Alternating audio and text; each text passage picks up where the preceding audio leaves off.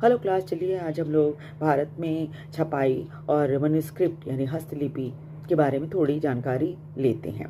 भारत में हस्तलिपियों की परंपरा बहुत पुरानी है। यहाँ संस्कृत, अरेबिक और पर्शियन तथा दूसरी क्षेत्रीय भाषाओं में भी हस्तलिपियाँ पाई गई हैं। हस्तलिपियों को ताड़ के पत्तों पर लिखा जाता था और उसकी खूबसूरत तरीके से व्याख्या भी की जाती थी। उसे लकड़ी के कवर से ढका जाता था ताकि काफ़ी लंबे समय तक उसे टिकाऊ बनाया जा सके। फिर भारत में हस्तलिपियाँ करीब 19वीं शताब्दी तक लिखी जाती रहीं।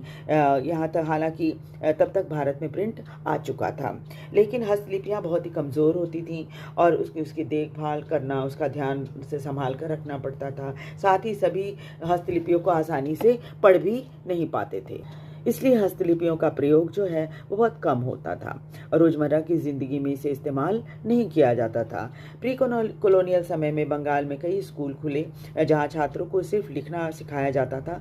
टीचर जो है बच्चों को डिक्टेट कराया करते थे और छात्र उसे लिख लेते थे। इस प्रकार कई लोग शिक्षित हो गए बिना किताबों को पढ़े हुए, यानी किताबों का चलन तब नहीं था।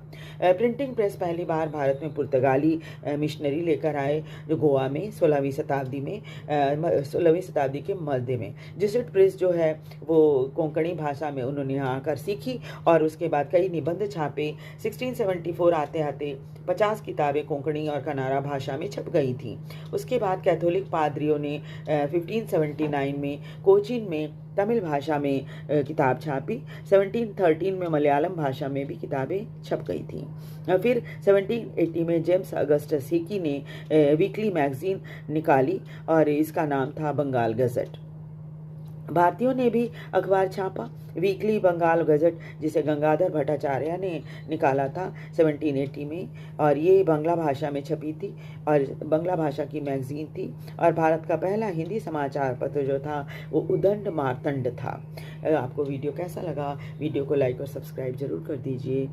एक चीज़ और बताना चाहती हूँ, वो ये कि ये उदंड मार्तंड जो पहला भारत में हिंदी समाचार पत्र था वो 1826 में आया था। एक बार फिर से रिक्वेस्ट है, वीडियो को लाइक सब्सक्राइब जरूर कर दीजिए। Thank you very much.